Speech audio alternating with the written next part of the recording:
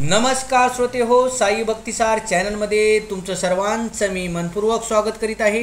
मी तुम्हाला या व्हिडिओमध्ये भगवद्गीतेतील अध्याय 13वा अध्यायाचं नाव आहे क्षेत्रज्ञ विभाग योग। क्षेत्रज्ञ विभाग योगामध्ये भगवान श्रीकृष्णांनी अर्जुनाला प्रकृती, पुरुष आणि चेतना याच्याबद्दल ज्ञान दिलेलं आहे। ते आपण या व्हिडिओमध्ये श्लोक नंबर 14 ते 22 पर्यंत पाहणार आहोत। जर आपल्यापैकी ह्या चॅनलवरती कोणी नवीन असाल तर चॅनल सबस्क्राईब करा, जेणेकरून मी जसे नवनवीन व्हिडिओ अपलोड करीत जाईन तसे नवीन व्हिडिओचे नोटिफिकेशन तुमच्या मोबाईलवरती येत राहतील व ते तुम्ही ऐकू शकता। तसेच व्हिडिओ आवडला तर लाईक करा, शेअर करा आणि कमेंट बॉक्समध्ये राम कृष्ण हरी अथवा ओम नमो भगवते वासुदेवाय असं लिहा। श्री गणेशाय नमः, श्री सरस्वती नमः, ओम नमो भगवते वासुदेवाय नमः, ओम नमः शिवाय, ओम साईनाथाय नमः। श्लोक नंबर 14। सर्वत्र प्राणिपादं तस्तर्वतोक्षि शिरोमुखं सर्वत्र श्रुतिमल्लोके सर्वमावृत्य तिष्ठति। सर्वत्र त्याचे हात, पाय, नेत्र, मस्तके, मुखे आणि कान आहेत। या प्रकारे परमात्मा सर्व व्यापून आहे। त्यात तात्पर्य ज्याप्रमाणे सूर्य आपल्या अमर्याद किरणांना प्रसारित करून स्थित असतो, त्याप्रमाणे परमात्मा किंवा भगवंत ही करतात। ते आपल्या सर्वव्यापी रूपाद्वारे स्थित असतात आणि त्यांच्या ठाई ब्रह्मदेवापासून ते सूक्ष्म कीटकापर्यंत सर्व जीव स्थित आहेत। त्यांची असंख्य मस्तके, पाय, हात आणि नेत्र आणि असंख्य जीव आहेत। ते सर्व जीव परमात्म्याच्या ठाई आणि परमात्म्यावर स्थित आहेत, म्हणून परमात्मा सर्वव्यापी आहे। तरीही जीव म्हणू शकत नाही की माझे हात, पाय आणि नेत्र हे सर्वत्र आहेत, हे शक्य नाही। जर त्याला वाटत असेल की केवळ अज्ञानामुळे आपल्याला माहीत नाही की आपले ही हात, पाय इत्यादी सर्वत्र पसरले आहेत, परंतु जेव्हा आपल्याला योग्य ज्ञान प्राप्त होईल तेव्हा आपल्याला ती अवस्था प्राप्त होईल। तर त्यांचे ज्ञान हे विसंगत आहे। याचा अर्थ आहे की भौतिक प्रकृतीद्वारे बद्ध झालेला जीव हा परब्रह्म नाही। परब्रह्म हे जीवाहून भिन्न आहे। परमात्मा आपल्या हाताचा अमर्याद विस्तार करू शकतो, परंतु जीव असे करू शकत नाही। भगवद्गीतेत भगवंत सांगतात की जर मनुष्याने त्यांना फूल, फळ किंवा थोडेसे पाणी जरी अर्पण केले तरी भगवंत त्याचा स्वीकार करतात। जर भगवंत अत्यंत दूर असतील तर ते हे सर्व कसे स्वीकारू शकतात? हेच भगवंताचे सर्वशक्तिमान रूप आहे। जरी ते आपल्या पृथ्वीपासून अत्यंत दूर अशा धामामध्ये वास करीत असले तरी मनुष्याने अर्पिलेल्या वस्तूंचा स्वीकार करण्याकरता ते आपला हात कुठेही पसरवू शकतात। हीच त्यांची शक्ती आहे। ब्राह्मसंहितेत म्हटले आहे की गोलोक यव्य निवसत्य खिलात्मभूत। जरी भगवंत आपल्या दिव्यधामामध्ये लीला करण्यात मग्न असले तरी ते सर्वव्यापी आहेत। जीव म्हणू शकत नाही की मी सर्वव्यापी आहे, म्हणून हा श्लोक परमात्मा श्री भगवान यांचे वर्णन करतो, जीवात्म्याचे नव्हे। श्लोक नंबर 15। सर्व इंद्रिय गुणाभासं सर्व इंद्रिय विवर्जितं असक्तं सर्वभ्रूचैव निर्गुणं गुण भोक्तुच। परमात्मा सर्व इंद्रियाचे मूळ उगम स्थान आहे, पण तरीही तो इंद्रियरहित आहे। तो सर्व जीवांचा पालन करता असला तरी अनासक्तच आहे। तो प्राकृतिक गुणांच्या पलीकडे आहे आणि त्याचबरोबर सर्व प्राकृतिक गुणांचा स्वामीही आहे। तात्पर्य भगवंत जरी जीवांच्या सर्व इंद्रियांचे उगमस्थान असले तरी त्यांची इंद्रिय ही जीवांच्या प्राकृत इंद्रियाप्रमाणे नसतात।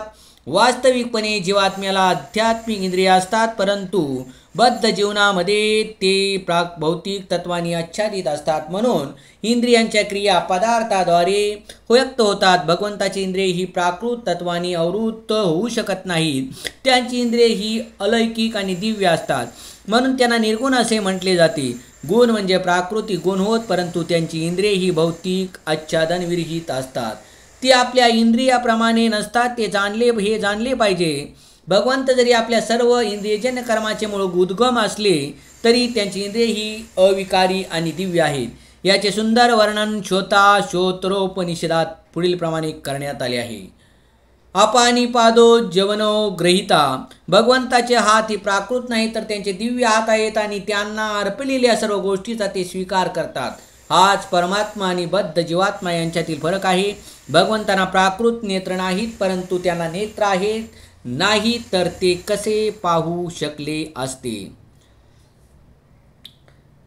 ते भूत वर्तमान भविष्य सर्व काही पाहू शकतात. ते जीवांच्या हृदयामध्ये वास करतात आणि आपण भूतकाळात काय केले आहे, सध्या काय करीत आहोत आणि भविष्यात आपल्यापुढे काय वाढून ठेवले आहे हे सर्व ते जाणतात. आणि त्याची भगवद्गीतेत पुष्टी केली आहे. ते सर्व काही जाणतात परंतु त्यांना कोणीही जाणत नाही. असे म्हटले आहे की भगवंतांना आपल्यासारखे पाय नाहीत परंतु ते अंतरिक्षात कुठेही भ्रमण करू शकतात, कारण त्यांचे पाय अलौकिक आहेत. दुसऱ्या शब्दात सांगायचे तर भगवंत हे निराकार नाहीत. त्यांना स्वतःचे नेत्र, पाय, हात आणि इतर सर्व काही आहे आणि आपण भगवंताचे अंश असल्याकारणाने आपल्याला हात, पाय इत्यादी सर्व गोष्टी आहेत. परंतु त्यांचे हात, पाय, नेत्र आणि इंद्रिये ही भौतिक प्रकृतीमुळे विकारित होत नाहीत. भगवद्गीतेत सांगण्यात आले आहे की जेव्हा भगवंत अवतीर्ण होतात तेव्हा ते आपल्या योग मायेद्वारे स्वतःच्या मूळ स्वरूपात प्रकट होतात. भगवंत मायाशक्तीने प्रदूषित होत नाहीत कारण ते स्वतः मायाधिपती आहेत. वेदावरून आपल्याला आढळून येते की त्यांचा संपूर्ण विग्रह हा आध्यात्मिक आहे. भगवंत हे सच्चिदानंद आहेत, सर्व ऐश्वर्याने परिपूर्ण आहेत, सर्व ऐश्वर्य आणि सर्व बल यांचे स्वामी आहेत. ते सर्वाधिक बुद्धिमान आणि ज्ञानमयी आहेत. भगवंताचे हे काही गुण आहेत. ते सर्व जीवांचे पालन करता आणि सर्व सकर्माचे साक्षी आहेत. वेदावरून आपण जाणू शकतो की भगवंताचे स्वरूप सदैव दिव्यच असते. आपण जरी त्यांचे मस्तक, मुख किंवा पाय इत्यादी पाहू शकत नसलो तरी या सर्व इंद्रियांनी ते युक्त आहेत. आणि जेव्हा आपण दिव्य स्तरापर्यंत उन्नत होतो तेव्हा आपण त्यांचे रूप पाहू शकतो. प्राकृतिक इंद्रियामुळे आपण त्यांचे रूप पाहू शकत नाही, म्हणून मायाशक्तीने प्रभावित झालेले निर्विशेषवादी भगवंतांना जाणू शकत नाहीत. श्लोक नंबर 16. भैरंतच्च भूताना मंचरम चरमवेच्च सूक्ष्मत्वात् तद्विज्ञेयं दूरस्थं चान्तिकेच्च तत्. परम सत्य हे सर्व चराचर प्राणी मात्रांच्या अंतरात आणि बाहेर आहे. ते मुख्य असल्यामुळे भौतिक इंद्रियांच्या पाहण्याच्या किंवा जाणण्याच्या ग्रहण शक्ती पलीकडे आहे. ते जरी अत्यंत दूर असले तरी ते सर्वांच्या जवळ आहेत. तात्पर्य वेदाद्वारे आपल्याला कळून येते की भगवान नारायण हे प्रत्येक जीवाच्या अंतरात आणि बाहेरही आहेत. आध्यात्मिक तसेच भौतिक जगतात ते उपस्थित आहेत. जरी अत्यंत दूर असले तरी ते आम्हा सर्वांच्या जवळ आहेत. ही वैदिक विधाने आहेत. असिनो दुरम व्रजती शयानो यती याती सर्वत्र. आणि ते सदैव दिव्यानंदामध्ये रत असल्यामुळे आपल्या संपूर्ण ऐश्वर्याचा कसा उपभोग घेत आहेत ते आपण जाणू शकत नाही. आपण त्यांना या प्राकृत इंद्रियाद्वारे जाणू किंवा पाहू शकत नाही. म्हणून वेदामध्ये म्हटले आहे की त्यांना जाणण्यासाठी आपले प्राकृत मन आणि इंद्रिय अपुरे आहेत. परंतु कृष्ण भावनामय व्यक्तीचे आचरण करून ज्याने आपले मन आणि इंद्रिय शुद्ध केले आहे तो भगवंतांना सतत पाहू शकतो. ब्रह्मसंहितेत म्हटले आहे की ज्या भक्ताने भगवत प्रेम प्राप्त केले आहे तो भगवंतांना नित्य निरंतर पाहू शकतो. भगवद्गीतेत ही म्हटले आहे की केवळ भक्ती योगाद्वारेच त्यांना पाहणे किंवा जाणणे शक्य आहे. भक्त्या तो नन्नया शक्य. श्लोक नंबर 17. अविभक्तं च भूतेषु विभक्तमिव च स्थितं भूतभर्तृ च तज्ज्ञेयं ग्रसिष्णु प्रभविष्णुच. परमात्मा हा सर्व जीवामध्ये विभक्त झाल्याप्रमाणे वाटला तरी तो कधीच विभक्त झालेला नसतो. तो एकमेव आहे. तो जरी सर्व जीवांचा पालन करता असला तरी तो सर्वांचा संहार करताही असल्याचे जाणले पाहिजे. तात्पर्य भगवंत हे परमात्मा रूपाने प्रत्येकाच्या हृदयात स्थित आहेत. याचा अर्थ ते विभक्त झालेले आहेत असा होतो का? नाही. वस्तुत ते एकमेव द्वितीय आहेत. या बाबतीत सूर्याचे उदाहरण दिले जाते. मध्यान्ह सूर्य आपल्या स्थानी स्थित असतो, परंतु जर कोणी चारी दिशेला 5000 मैलापर्यंत जाऊन विचारले की सूर्य कोठे आहे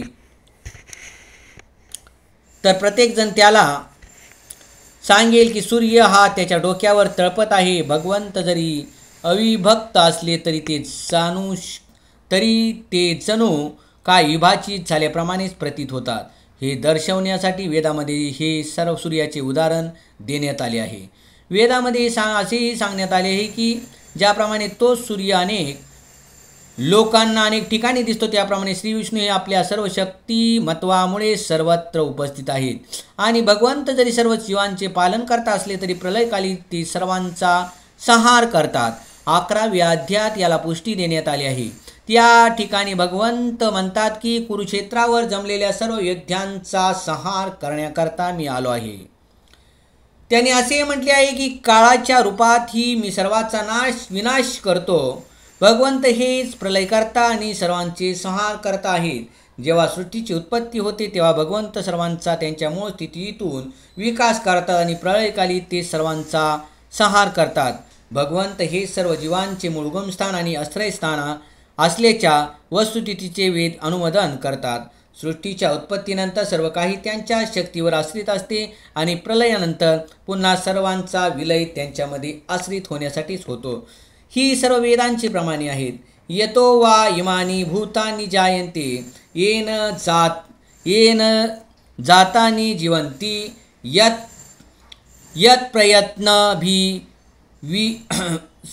विश्विंशति तद् ब्रह्म तद् विजिज्ञासव.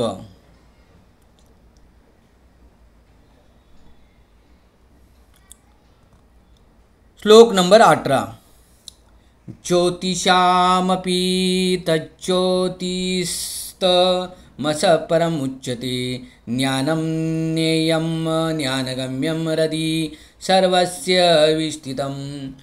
सर्व प्रकाशमान वस्तूमधील प्रकाशाचे उगम तो आहे. तो भौतिक अंधकाराच्या अतीत आहे आणि अव्यक्त आहे. तो ज्ञान आहे, तो ज्ञेय आहे आणि ज्ञानाचे देह आहे. तो सर्वांच्या हृदयात स्थित आहे. तात्पर्य परमात्मा पुरुषोत्तम भगवान हे सूर्य, चंद्र आणि नक्षत्र इत्यादी प्रकाशमान वस्तूमधील प्रकाशाचे उगम आहेत. वेदामध्ये आपल्याला आढळून येते की आध्यात्मिक जगतामध्ये चंद्र किंवा सूर्याची आवश्यकता नसते, कारण त्या ठिकाणी भगवंताचे तेज असते. भौतिक जगतामध्ये ब्रह्मज्योती अर्थात भगवंताचे तेज हे मत तत्वाची आवृत्ता झालेले असते. म्हणून प्रकाशाकरता आपल्याला सूर्य, चंद्र, विद्युत शक्ती इत्यादी गोष्टीवर अवलंबून राहावे लागते. परंतु आध्यात्मिक जगतात या गोष्टीची मुळीच आवश्यकता नसते. वेदामध्ये स्पष्टपणे सांगितले आहे की भगवंताच्या ज्योतीमुळे सर्व काही प्रकाशित होते. म्हणून यावरून स्पष्ट आहे की ते या प्राकृत जगतात स्थित नाहीत. ते आध्यात्मिक विश्वातील सर्वोच्च लोकांमध्ये वास करतात आणि हे आध्यात्मिक विश्व अत्यंत दूर आहे याची सुद्धा वेदामध्ये पुष्टी करण्यात आली आहे. आदित्यवर्ण तमस परस्तात. ते सूर्याप्रमाणे नित्य ज्योतिर्मय आहेत आणि भौतिक अंधकाराच्या अतीत आहेत. त्यांचे ज्ञान दिव्य आहे. वेद सांगतात की ब्रह्म म्हणजे केंद्रित दिव्य ज्ञान आहे. जो त्या आध्यात्मिक जगताची प्राप्ती करण्यात उत्सुक आहे त्याला हृदयस्थित भगवंत ज्ञान प्रदान करतात. एक वैदिक मंत्र सांगतो की तम देवम आत्मबुद्धी प्रकाशम मुमुक्षुर्वे शरणमहम प्रपद्ये. ज्याला मुक्तीची इच्छा आहे त्याने भगवंतांना शरण जाणे अत्यावश्यक आहे. ज्ञानाच्या अंतिम ध्येयाबद्दल सांगायचे तर त्याबद्दल वेद सांगतात की तमेव विदित्वाती मृत्युमेती. केवळ भगवंतांना जाणल्यानेच मनुष्य जन्ममृत्यूच्या बंधनापलीकडे जातो. परमेश्वर प्रत्येकाच्या हृदयात परमनियंता म्हणून स्थित आहेत. परमेश्वराचे हात आणि पाय सर्वत्र पसरलेले आहेत, परंतु जीवासंबंधी असे म्हणता येत नाही. म्हणून क्षेत्राची आत्मा आणि परमात्मा हे दोन क्षेत्रज्ञ असल्याचे मान्य केलेच पाहिजे. मनुष्याचे हात आणि पाय विशिष्ट क्षेत्रापुरतेच मर्यादित असतात, परंतु श्रीकृष्णांचे हात आणि पाय सर्वत्र पसरलेले आहेत. याचे श्वेताश्वतरोपनिषद मध्ये पुढील प्रमाणे अनुमोदन करण्यात आले आहे. सर्वस्य प्रभुमीशानं सर्वस्य शरणं बृहत. ते परमात्मा भगवंत सर्व जीवांचे प्रभू आहेत. सर्व जीवांचे ते अंतिम आश्रयस्थान आहे. म्हणून जीवात्मा आणि परमात्मा हे सदैव भिन्नच असतात. हे सत्य नाकारण्याचा प्रश्नच उद्भवत नाही. श्लोक नंबर 19. इति क्षेत्रं तथा ज्ञानं ज्ञेयं चोक्त समासत मदक्त यतद्विज्ञाय मध्वावायोपपद्धती. याप्रमाणे क्षेत्र, ज्ञान आणि ज्ञेय याचे संक्षिप्त वर्णन मी तुला सांगितले. केवळ माझा भक्तच हे पूर्णपणे जाणून माझ्या स्वभावाला प्राप्त होऊ शकतो. भगवंतानी अर्जुनाला काय सांगितले ते पहा. तात्पर्य भगवंतानी संक्षेपाने शरीर, ज्ञान आणि ज्ञेय याचे वर्णन केले आहे. हे ज्ञान 3 तत्वाचे असते. ज्ञाता, ज्ञेय आणि ज्ञानमार्ग. या तिघांच्या एकत्रीकरणाला विज्ञान असे म्हणतात. अनन्य भगवत भक्त प्रत्यक्षपणे परिपूर्ण ज्ञान जाणू शकतात. इतर हे जाणण्यात असमर्थ आहेत. अद्वैतवादी म्हणतात की अंतिम अवस्थेत ही तिन्ही तत्वे एक होतात, परंतु भक्त याचा स्वीकार करीत नाही. आपले मूळ कृष्ण भावनाभावी स्वरूप जाणणे म्हणजेच ज्ञानाचा विकास होय. आपण भौतिक भावनेने बद्ध झालो आहोत आणि जेव्हा आपण आपली सारी भावना अथवा चेतना कृष्ण भावनामय कार्यामध्ये संलग्न करतो तेव्हा आपल्याला वास्तविक ज्ञानाची प्राप्ती होते. दुसऱ्या शब्दात सांगायचे तर भक्तियोगाला पूर्णत्वाने जाणण्याची प्राथमिक पायरी म्हणजे ज्ञान आहे. 15व्या अध्यायात याचे स्पष्ट वर्णन करण्यात येईल. सारांश. मनुष्य जाणू शकतो की महाभूतांपासून प्रारंभ होणाऱ्या आणि चेतनाधृती मध्ये शेवट होणाऱ्या 6व्या आणि 7व्या श्लोकामध्ये महाभूतांच्या आणि जीवनाच्या व्यक्त होणाऱ्या विशिष्ट लक्षणांचे वर्णन करण्यात आले आहे. यांच्या संयोगीकरणामुळे क्षेत्र बनते आणि अमानित्वम प्रारंभ होणाऱ्या आणि तत्वज्ञानार्थ दर्शनामध्ये अंत होणाऱ्या 8 ते 12 श्लोकामध्ये आत्मा आणि परमात्मा या दोन्ही क्षेत्रज्ञाना जाणण्याच्या ज्ञानमार्गाचे वर्णन करण्यात आले आहे. त्यानंतर अनादि मत्परम पासून प्रारंभ होणाऱ्या आणि हृदय सर्वस्य विष्टतम मध्ये अंत होणाऱ्या 13 ते 18व्या श्लोकामध्ये आत्मा आणि परमात्मा किंवा भगवंताचे वर्णन करण्यात आले आहे. याप्रमाणे 3 तत्वांचे वर्णन करण्यात आले आहे. ज्ञानमार्ग, क्षेत्र, ज्ञानमार्ग आणि आत्मा व परमात्मा. या ठिकाणी विशेष करून सांगण्यात आले आहे की केवळ अनन्य भगवत भक्तच या 3 तत्वांना यथार्थ रूपाने जाणू शकतात. म्हणून भक्तांसाठी भगवद्गीता ही पूर्णपणे उपयुक्त असते आणि त्यांनाच परमलक्ष्याची म्हणजेच भगवान श्रीकृष्णांच्या स्वभावाची प्राप्ती होते. दुसऱ्या शब्दात सांगायचे तर केवळ भक्तच भगवद्गीता यथार्थ रूपामध्ये जाणून इच्छित फल प्राप्त करू शकतात. इतरांना हे शक्य नाही. श्लोक नंबर 20. प्रकृतीं पुरुषं चैव विद्यनादि उभावपि विकरांश्च गुणा चैवं विद्वी प्रकृती संभावम. भौतिक प्रकृती आणि जीव हे दोन्ही अनादि असल्याचे जाण. त्याचे विकार आणि त्रिगुण हे भौतिक प्रकृतीपासून उत्पन्न होतात. या अध्यायातील ज्ञानाचे मनुष्य शरीर आणि शरीराचे ज्ञाता हे दोन्ही यांना जाणू शकतो. शरीर हे कार्यक्षेत्र आहे आणि ते भौतिक प्रकृतीपासून बनलेले आहे. देह धारण केलेला आणि देहाच्या कार्याचा उपभोग घेणारा जीव म्हणजे पुरुष होय. तो आणि परमात्मा असे 2 क्षेत्रज्ञ असतात. अर्थात जीव आणि परमात्मा या भगवंताच्या 2 भिन्न अभिव्यक्ती आहेत. जीव म्हणजे भगवंताचे शक्ती तत्व आहे तर परमात्मा हा त्यांचा स्वांश आहे. जीव आणि भौतिक प्रकृती दोघेही नित्य आहेत. अर्थात ते सृष्टीच्या उत्पत्तीपूर्वीही अस्तित्वात होते. जीव आणि भौतिक सृष्टी दोघेही भगवंताची शक्ती आहेत, परंतु जीव हे पराप्रकृतीमधील आहेत. हे जगत व्यक्त होण्यापूर्वीही जीव आणि भौतिक प्रकृती दोन्ही अस्तित्वात होते. भौतिक प्रकृतीचा पुरुषोत्तम भगवान महाविष्णूमध्ये विलय होतो आणि जेव्हा आवश्यकता असते तेव्हा महत्त्वांच्या माध्यमातून ती प्रकट होते. त्याचप्रमाणे जीव ही महाविष्णूमध्येच असतात आणि ते बद्ध असल्याकारणाने भगवत सेवेपासून विन्मुख असतात. यामुळे त्यांना आध्यात्मिक जगतामध्ये प्रवेश दिला जात नाही, परंतु सृष्टीची पुन्हा उत्पत्ती झाल्यावर त्यांना भौतिक जगतात कर्म करून वैकुंठ लोकात प्रवेश करण्यास योग्य बनण्याची संधी दिली जाते.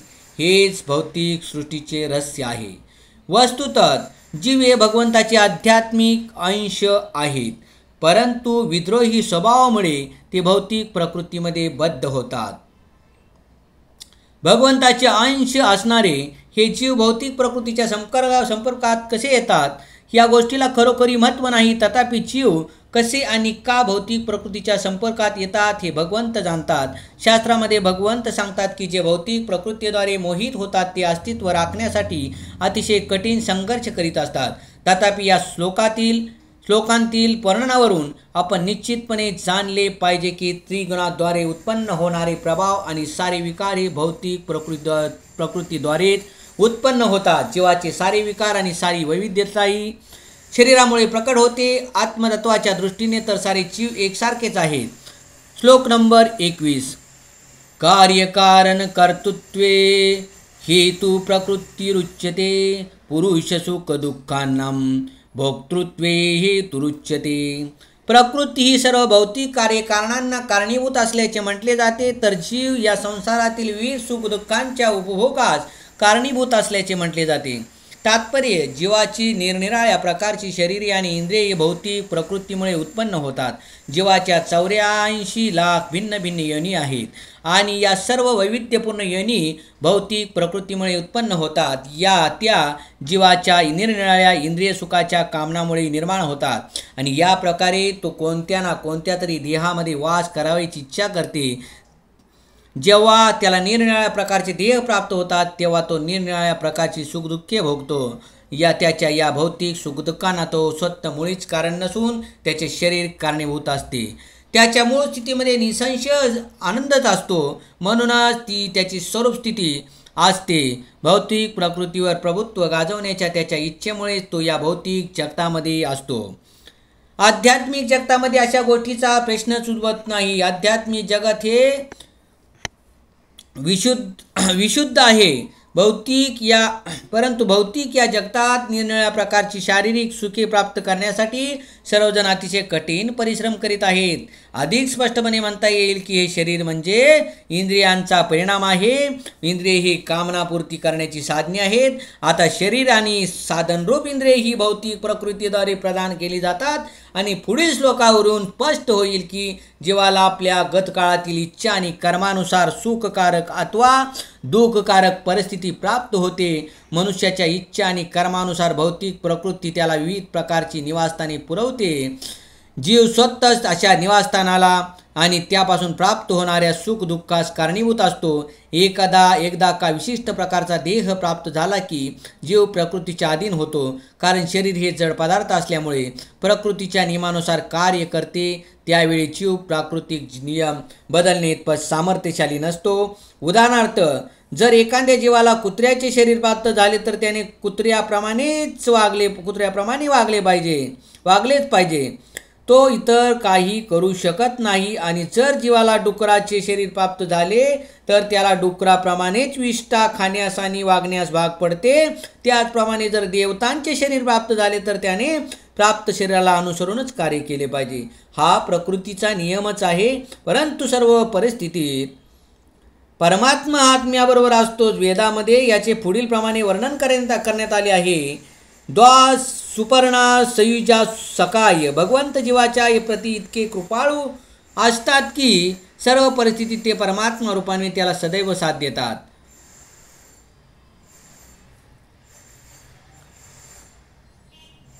श्लोक नंबर 22.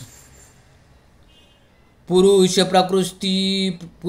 प्रकृतीस्थो हि हुंगे प्रकृतीच्या गुणान कारणं गुणसंज्ञोस्य सदसद्यो निजन्मसु.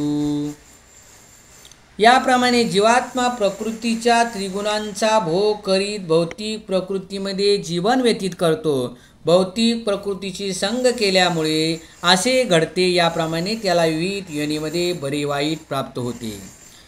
तात्पर्य: जीव एका देहातून दुसऱ्या देहामध्ये कशा प्रकारे स्थानांतरण करतो हे जाणून घेण्यासाठी हा श्लोक अत्यंत महत्त्वपूर्ण आहे. दुसऱ्या अध्यायामध्ये वर्णन करण्यात आले आहे की ज्याप्रमाणे मनुष्य वस्त्रे बदलतो त्याचप्रमाणे जीव हा एका देहातून दुसऱ्या देहामध्ये स्थित्यंतर करतो. भौतिक जीवनातील आसक्तीमुळे याप्रमाणे परिवर्तन करावे लागते. जोपर्यंत तो या अनित्य जगताने मोहित झालेला असतो तोपर्यंत त्याला एका देहामधून दुसऱ्या देहामध्ये स्थित्यंतर करावेच लागते. भौतिक प्रकृतीवर प्रभुत्व गाजवण्याच्या आपल्या इच्छेमुळे त्याला अशा अनिष्ट परिस्थितीत राहावे लागते.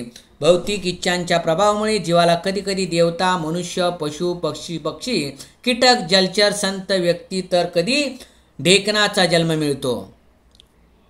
हे सुरूच असते आणि सर्वच बाबतीत जीवाला वाटते की आपण परिस्थितीवर मात केली आहे, परंतु वास्तविकपणे तो भौतिक प्रकृतीच्याच अधीन असतो. जीवाला निरनिराळ्या प्रकारचे शरीर कसे प्राप्त होते याचे वर्णन या श्लोकामध्ये करण्यात आले आहे. प्रकृतीच्या त्रिगुणांचा संग झाल्यामुळे त्याला असे देहांतर करणे भाग पडते. म्हणून मनुष्याने त्रिगुणातीत होऊन दिव्यावस्थेत स्थिर झाले पाहिजे. यालाच कृष्ण भावना असे म्हणतात. जोपर्यंत मनुष्य कृष्ण भावनामय होत नाही तोपर्यंत त्याची भौतिक भावना त्याला एका देहातून दुसऱ्या देहामध्ये स्थानांतर करण्यास बाध्य करते. कारण अनादी कालापासून त्याला भौतिक वासना असतात. तथापि त्याने आपली ही संकल्पना बदलली पाहिजे. असे परिवर्तन प्रामाणिक व्यक्तीकडून श्रवण केल्याने शक्य होते. या बाबतीत सर्वोत्तम उदाहरण म्हणजे अर्जुन होय. तो श्रीकृष्णाकडून भगवत विज्ञान जाणून घेत आहे. जीवाने या प्रकारे जर श्रवण केले तर भौतिक प्रकृतीवर प्रभुत्व गाजवण्याची अनादी कालापासून चालत आलेली त्याची इच्छा नष्ट होईल आणि ज्या ज्या प्रमाणात तो प्रभुत्व गाजवण्याची आपली इच्छा कमी कमी करतो त्या प्रमाणात हळूहळू तो आध्यात्मिक सुखाचा आनंद घेतो. वेदामध्ये म्हटले आहे की भगवंताच्या सहवासात जसे त्याला ज्ञान प्राप्त होते तसा तो सच्चिदानंद जीवनाचा आस्वाद घेतो. पुंडलिकावृत श्री ज्ञानदेव तुकाराम पंढरनाथ महाराज की, गोपाळ कृष्ण महाराज की, सांब शिवार महादेव कैलासपती. ओम नमो भगवते वासुदेवाय नमः. ओम नमः शिवाय. ओम साईनाथाय नमः. श्रोते हो, श्लोक नंबर 22 क्षेत्रज्ञ विभाग योगामधील श्लोक नंबर 22 पूर्ण करून इथे तुमचा मी निरोप घेतो. धन्यवाद.